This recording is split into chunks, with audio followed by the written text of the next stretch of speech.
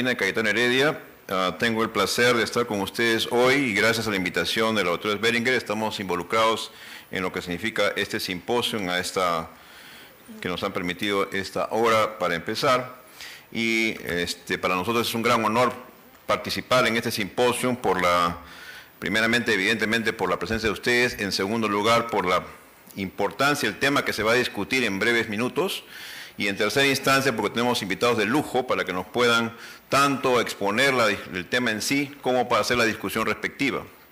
Para ello, permítanme en primer lugar darles unas pequeñas reflexiones de lo que puede significar estos minutos de lo que se ha titulado el simposio como nuevos pasos para empaglifosina y su gran avance en el tratamiento de la diabetes, que puede sonar un título un poco largo, un poco enredado, pero lo importante es que aquí tenemos datos impactantes, yo diría que históricos, de lo que puede significar prevención cardiovascular, de daño cardiovascular y prevención en lo que se refiere a protección renal. Es la parte más fascinante y más revolucionaria que se ha dado en los últimos décadas. En la parte introductoria, permítanme 3 reflexiones únicamente. La primera cosa que ustedes son expertos, más que yo soy cardiólogo únicamente, sabemos claramente que estamos ante una epidemia como es diabetes, conocen ustedes muy bien las cifras, pero acaso la lámina más importante que se refiere con la epidemia es esta lámina más actualizada de lo que puede significar el impacto de lo que es ser diabético per se.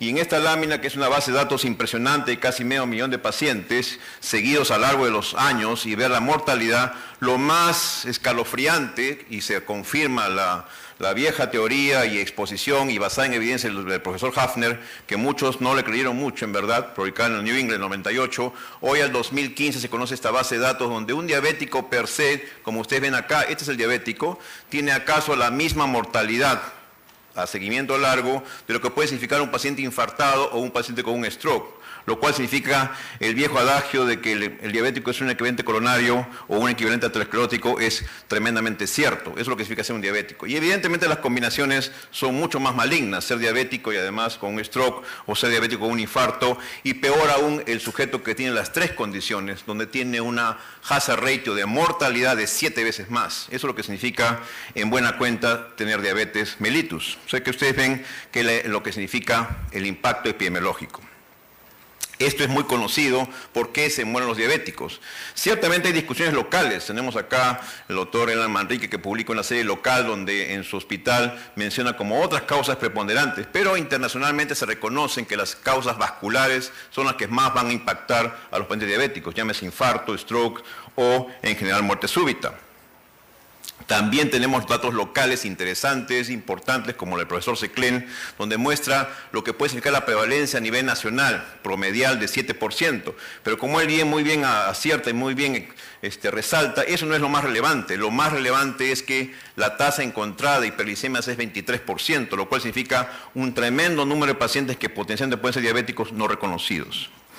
La segunda reflexión importante, porque estamos claros de que el ser diabético per se, independiente de qué otros factores más tenga, es un sujeto de alto riesgo cardiovascular. Así lo conocemos los cardiólogos, así deben conocerlo todos los médicos en general que se atrevan a manejar diabéticos. La segunda reflexión importante es, ¿y qué hago yo para reducir el riesgo? Claro, lo ideal es que no me crean diabéticos, y ideal sería que no fuéramos obesos, ideal fuera que nuestros niños antes de nacer tengan un mejor ambiente nutricional para que no crean más diabéticos. Pero como estamos en el problema tenemos que enfrentarlos. Y en ese momento se reconocen 4 pilares desde el punto de vista estratégico que ustedes lo conocen bien. Hay 4 estrategias que son indiscutibles de lo que puede significar el impacto real en números crudos y fuertes. Estamos hablando de reducir la presión arterial, estamos hablando de reducir el LDL, estamos hablando propiamente de implementar terapia antiplaquetaria como aspirina para prevención primaria, peor aún con prevención secundaria. Y una de las columnas que yo me parece interesante es el control de la glicemia. ¿Por qué? Porque hasta antes de lo que vamos a escuchar ahora, ciertamente el control de la glicemia es espectacularmente importante para manejar la glicemia per se.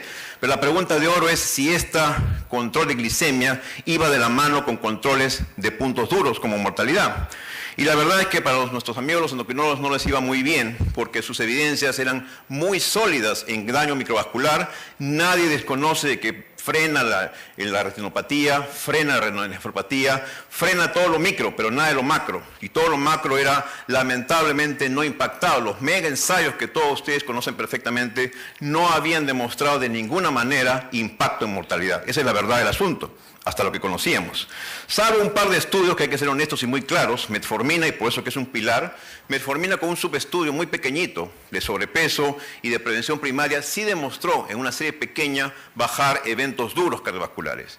Y en segundo lugar, años después, como ustedes ven en el 2005, pioletazona también lo demuestra. Estudios que muestran cierto impacto, pero que no fueron reconocidos propiamente como sean los gravitantes, los mega ensayos destinados a evaluar propiamente si había o no había impacto en daño vascular. Eso lo conocemos bien, siempre los cardiólogos estamos en ese litigio con nuestros amigos, lo que no lo decíamos, ustedes controlan muy bien la glicemia, pero no hay impacto cardiovascular en verdad para lo que signifique este tremendo desafío.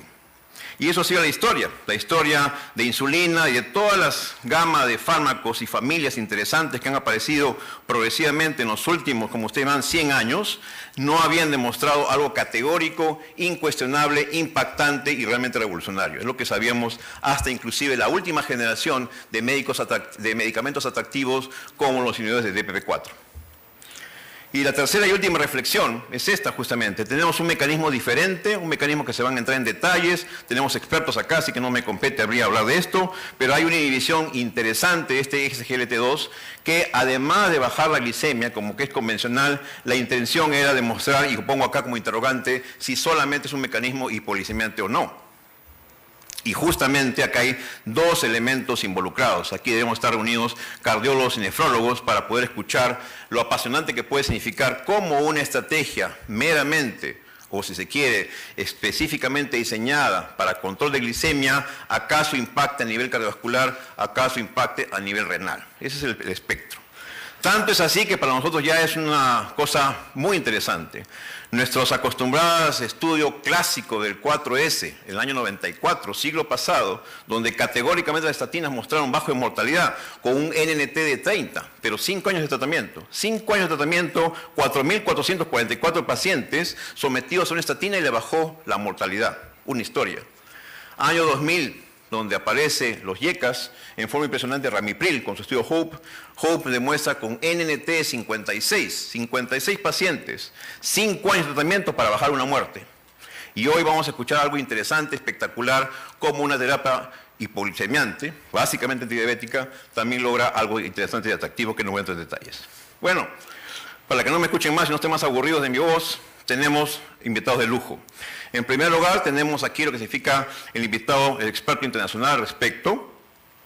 Permítanme presentarles al doctor Andrés Palacio. El doctor Andrés Palacio es un médico formado en esta escuela universitaria, una de las más prestigiosas de Medellín, probablemente una escuela de medicina joven, relativamente joven diría yo, con 4 décadas, un poco más, y aquí fue educado en esta escuela de medicina, pero él dio el gran salto de una escuela de medicina con 4 décadas de historia, pasa a formarse como endocrinólogo y como médico internista en una de las universidades prestigiosas más importantes del mundo, que ustedes conocen que es el Emory University. El Emory University ya no tiene 4 décadas, el Emory University fue fundada en 1800. Entonces estamos hablando de una cosa tremendamente interesante y por lo tanto es muy prestigioso su bagaje endocrinológico. Seguidamente ya tenemos que su posición, que es el doctor Andrés Palacio, como un médico, profesor asociado de medicina interna y endocrinología, experto en diabetes tipo 2, experto en diabetes tipo 1 con manejo de terapia en bomba y experto en obesidad, que nos va a dedicar justamente sobre este tópico que les he tratado más o menos de bosquejar. Y para que nos defienda a nivel nacional, y para que nos pueda hacer una discusión pertinente, tenemos otro experto local también no tenemos cómo defendernos, porque si no estaríamos indefensos ante tanta currículum extranjero. Y tenemos que justamente al doctor Walter Ponciano. Esta foto no sé si es muy reciente o muy antigua, pero creo que le favorece de todas maneras. El doctor Walter Ponciano es un médico muy reconocido en nuestro medio, pilar en endocrinología, joven, máster en fisiología, médico con estudio de hospital naval y también es un impetuoso trabajador, experto, especialista en una de las clínicas más prestigiosas de nuestro medio. Pero lo más importante es que es amigo nuestro y es un científico reconocido de nuestro local. Por lo tanto, no los perturbo más y permítanme presentarles al doctor Andrés Palacio para que nos deleite con su conferencia. Muchas gracias.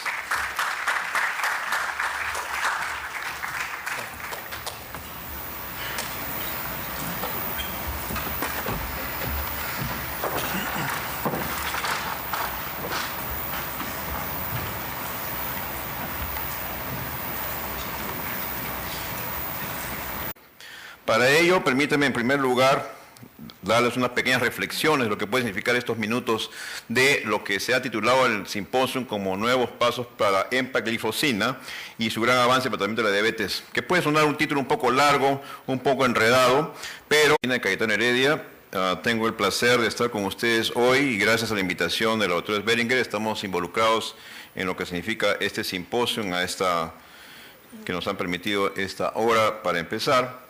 Y para nosotros es un gran honor participar en este simposio primeramente, evidentemente, por la presencia de ustedes, en segundo lugar, por la importancia del tema que se va a discutir en breves minutos, y en tercera instancia, porque tenemos invitados de lujo para que nos puedan tanto exponer el tema en sí, como para hacer la discusión respectiva. Lo importante es que aquí tenemos datos impactantes, yo diría que históricos, de lo que puede significar prevención cardiovascular, de daño cardiovascular y prevención en lo que se refiere a protección renal. Es la parte más fascinante y más revolucionaria que se ha dado en las últimas décadas.